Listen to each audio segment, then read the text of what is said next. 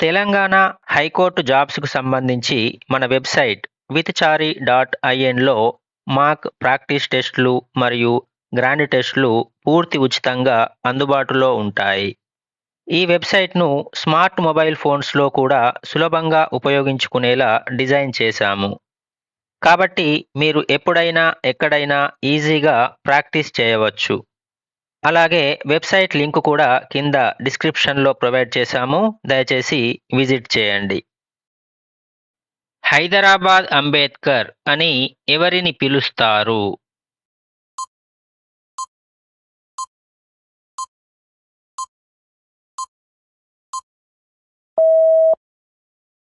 BS Venkatrao. Nizam రాజ్యంలో అణగారిన వర్గాల విద్య, సామాజిక ఎదుగుదలకు విశేష కృషి చేసిన బిఎస్ వెంకట్రావును హైదరాబాద్ అంబేద్కర్ అని పిలుస్తారు. ఆయన దళితుల హక్కులకై పోరాడేందుకు హైదరాబాద్ స్టేట్ డిప్రెస్డ్ క్లాసెస్ అసోసియేషన్‌ను స్థాపించి దళిత విద్యార్థుల విద్యా వ్యాప్తికి ఎంతో కృషి చేశారు. బ్రిక్స్ కూటమిలో బి అక్షరం ఏ దేశాన్ని సూచిస్తుంది?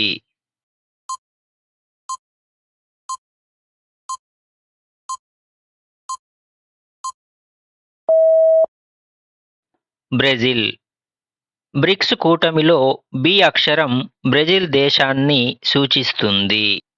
ఈ కూటమిలోని మిగిలిన అక్షరాలు వరుసగా ఆర్ అంటే రష్యా, ఐ అంటే ఇండియా, సి అంటే చైనా, ఎస్ అంటే సౌత్ ఆఫ్రికా దేశాలను సూచిస్తాయి. 2010లో దక్షిణాఫ్రికా చేరడానికి ముందు ఈ కూటమిని బ్రిక్ అని పిలిచేవారు. జోగ్ జలపాతం ఏ నదిపై ఉంది?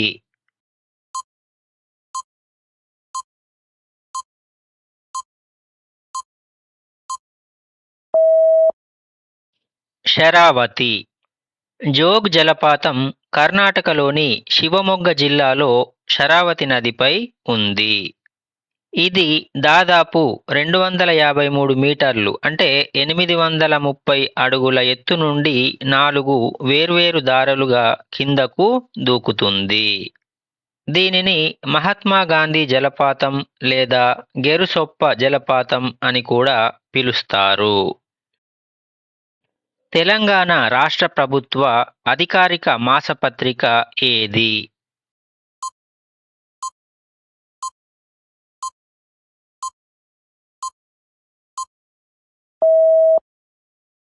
తెలంగాణ. తెలంగాణ రాష్ట్ర సమాచార, పౌర సంబంధాల శాఖ ద్వారా తెలంగాణ అనే పేరుతో అధికారిక మాసపత్రిక ప్రతి నెల ప్రచురించబడుతుంది. ప్రభుత్వ సంక్షేమ పథకాలు, అభివృద్ధి కార్యక్రమాలు మరియు రాష్ట్ర సంస్కృతి, సాహిత్య విశేషాలను ప్రజలకు చేరవేయడం ఈ పత్రిక ముఖ్య ఉద్దేశ్యం. మానవ శరీరంలో అతి పొడవైన కండరం ఏది?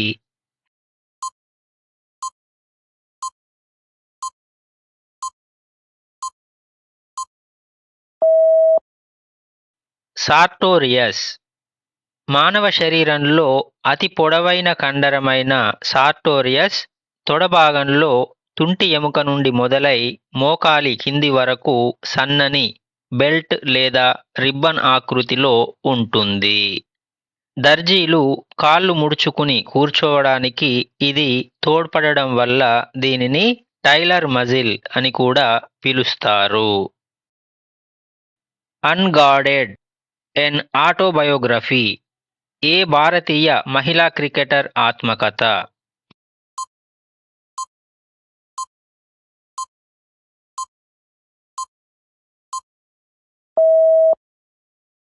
మిథాలీ రాజ్. భారత మహిళా క్రికెట్ జట్టు మాజీ కెప్టెన్ మిథాలీ రాజ్ తన క్రీడా జీవితంలోని ఒడిదుడుకులను వివరిస్తూ అన్గార్డెడ్ అనే ఆత్మకథను రాశారు. అంతర్జాతీయ మహిళా వన్డే క్రికెట్లో ప్రపంచంలోనే అత్యధిక పరుగులు చేసిన ఏకైక క్రికెటర్గా ఆమె రికార్డు సృష్టించారు. నిజామాబాద్ జిల్లా యొక్క పాత పేరు ఏమిటి?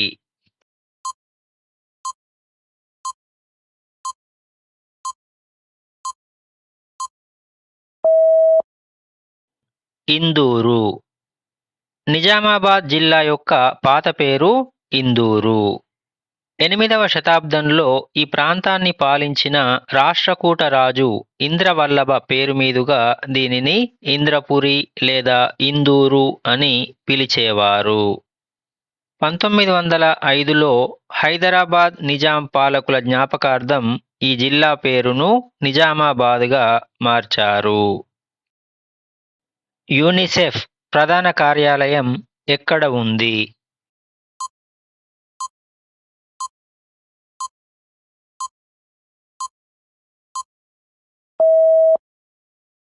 న్యూయార్క్. ఐక్యరాజ్య సమితి అంతర్జాతీయ బాలల అత్యవసర నిధి యూనిసెఫ్ 1946 డిసెంబర్ 11న స్థాపించబడింది. దీని ప్రధాన కార్యాలయం అమెరికాలోని న్యూయార్క్ నగరంలో ఉంది. ఇది ప్రపంచవ్యాప్తంగా ఉన్న పిల్లల ఆరోగ్యం, విద్య మరియు సంక్షేమం కోసం కృషి చేస్తుంది. కెన్యా దేశ రాజధాని ఏది?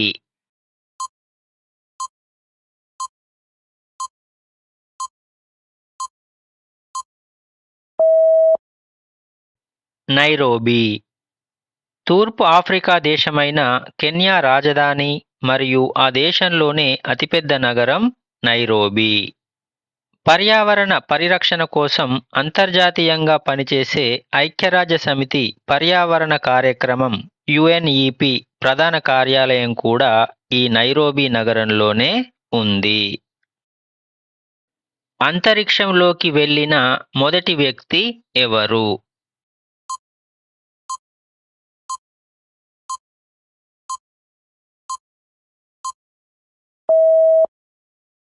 Uri Gagarin. సోవియట్ యూనియన్కు చెందిన వ్యోమగామి యూరీ గగారిన్ 1961 ఏప్రిల్ 12న వోస్టాక్ 1 వ్యోమనౌక ద్వారా అంతరిక్షంలోకి ప్రయాణించిన ప్రపంచంలోనే మొదటి వ్యక్తిగా నిలిచారు. ఆయన జ్ఞాపకార్థం ప్రతి సంవత్సరం ఏప్రిల్ 12ను అంతర్జాతీయ మానవ అంతరిక్ష ప్రయాణ దినోత్సవంగా జరుపుకుంటారు. ఆంధ్రా బ్యాంకును స్థాపించింది ఎవరు?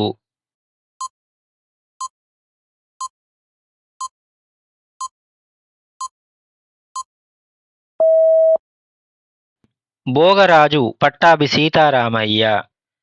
ప్రముఖ స్వాతంత్ర్య సమరయోధుడు డాక్టర్ భోగరాజు పట్టాభి సీతారామయ్య 1923 నవంబర్ 28న ఆంధ్రప్రదేశ్లోని మచిలీపట్నంలో ఆంధ్రా బ్యాంకును స్థాపించారు. ఈ బ్యాంక్ తర్వాతి కాలంలో ప్రభుత్వ రంగ బ్యాంకుగా మారి 2020 ఏప్రిల్ 1న యూనియన్ బ్యాంక్ ఆఫ్ ఇండియాలో విలీనమైంది. ఎముకల అధ్యయన శాస్త్రాన్ని ఏమంటారు?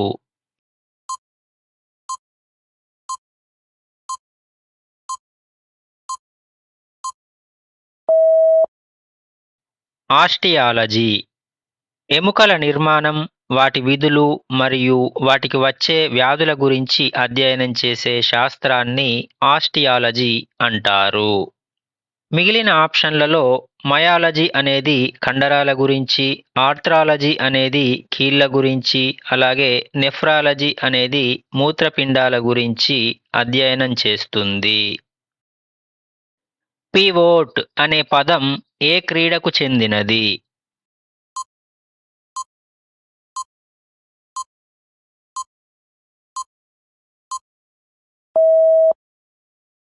బాస్కెట్బాల్.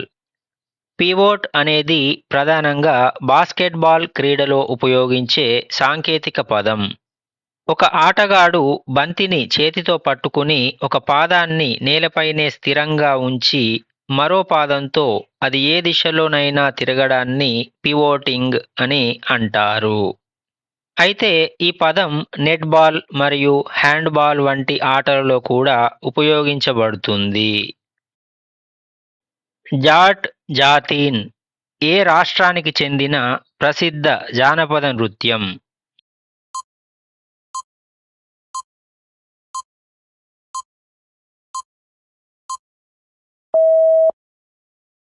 బీహార్.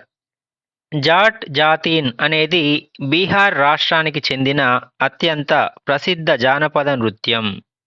జాట్ అంటే భర్త, జాతీన్ అంటే భార్య అనే ఒక జంట మధ్య ఉండే ప్రేమ, సరదా గొడవలు మరియు వారి మధ్య ఉండే భావోద్వేగాలను ఈ నృత్య రూపంలో ప్రదర్శిస్తారు. సాధారణంగా వర్షాకాలంలో వెన్నెల రాత్రులలో మహిళలు ఈ నృత్యాన్ని ప్రదర్శిస్తారు. ఉస్తాద్ విలాయత్ ఖాన్ ఏ వాయిద్యంలో ప్రసిద్ధులు?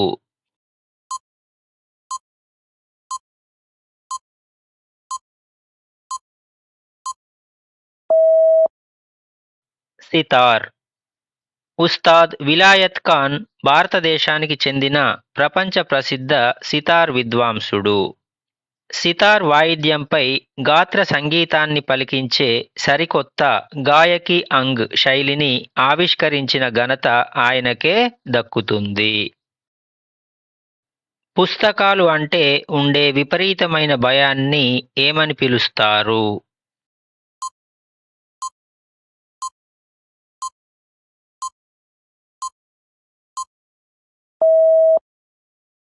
బిబ్లియోఫోబియా.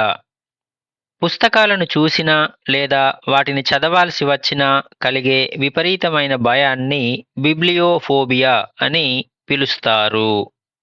గ్రాఫోఫోబియా అంటే రాయడం పట్ల భయాన్ని, లోగోఫోబియా అంటే కొన్ని నిర్దిష్ట పదాల పట్ల భయాన్ని, అలాగే ఫోనోఫోబియా అంటే పెద్ద శబ్దాలు లేదా ధ్వనుల పట్ల ఉండే భయాన్ని సూచిస్తాయి.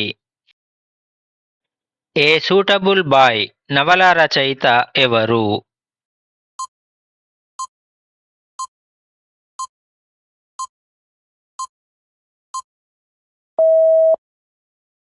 Vikram Seth. A suitable boy అనేది ప్రముఖ భారతీయ రచయిత విక్రమ్ సేథ్ ఆంగ్లంలో రాసిన ప్రసిద్ధ నవల. ఒకే సంపుటిగా ప్రచురించబడిన అత్యంత పొడవైన ఆంగ్ల నవలలలో ఇది కూడా ఒకటిగా నిలిచింది. స్వాతంత్ర్యానంతర భారతదేశ నేపథ్యంతో ఒక తల్లి తన కుమార్తెకు తగిన వరుడిని వెతికే ప్రక్రియ చుట్టూ ఈ కథాంశం సాగుతుంది. రామన్ మెగసెసే అవార్డును ఏ దేశం ప్రదానం చేస్తుంది?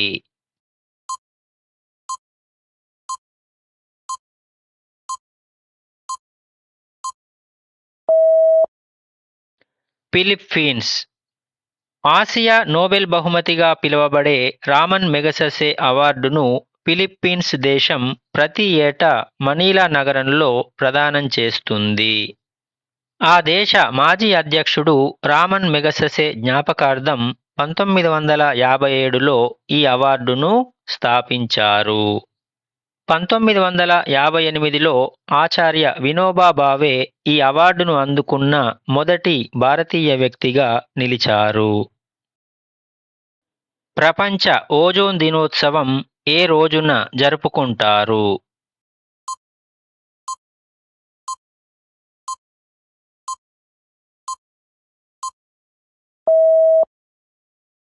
సెప్టెంబర్ 16. భూమిపై అతినీలలోహిత కిరణాలు పడకుండా రక్షించే ఓజోన్ పొర సంరక్షణ కోసం 1987లో కుదిరిన మాంట్రియల్ ప్రోటోకాల్ ఒప్పందానికి గుర్తుగా ప్రతి ఏటా సెప్టెంబర్ 16న ప్రపంచ ఓజోన్ దినోత్సవాన్ని జరుపుకుంటారు. ఓజోన్ పొర రక్షణ మరియు దాని ప్రాముఖ్యతపై ప్రజల్లో అవగాహన కల్పించడమే ఈ రోజు యొక్క ముఖ్య ఉద్దేశ్యం. మిస్ యూనివర్స్ టైటిల్ గెలుచుకున్న తొలి భారతీయ మహిళ ఎవరు?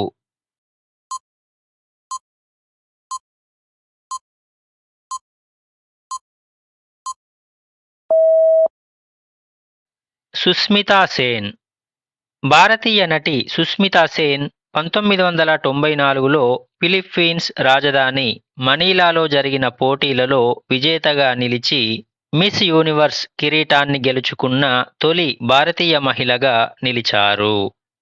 ఆ తర్వాత 2000 సంవత్సరంలో లారా దత్తా, 2021లో హర్నాజ్ సంధు ఈ టైటిల్ను గెలుచుకున్న ఇతర భారతీయ మహిళలు. ఈ వీడియోలో 20 క్వశ్చన్స్ మాత్రమే ఇవ్వడం జరిగింది. దానికి సంబంధించిన రిమైనింగ్ క్వశ్చన్స్తో సహా ఓవరాల్గా 45 క్వశ్చన్స్తో కూడిన మోడల్ ప్రాక్టీస్ టెస్టును మన వెబ్సైట్ withchari.inలో అప్లోడ్ చేసినాము. అక్కడ చూడండి. వెబ్సైట్ లింక్ను కింద డిస్క్రిప్షన్లో ప్రొవైడ్ చేసినాము. ఆ లింక్పై క్లిక్ చేసి మన వెబ్సైట్లో పూర్తి ఉచితంగా ఈ ప్రాక్టీస్ మోడల్ టెస్ట్ను మీరు ప్రాక్టీస్ చేసుకోవచ్చు.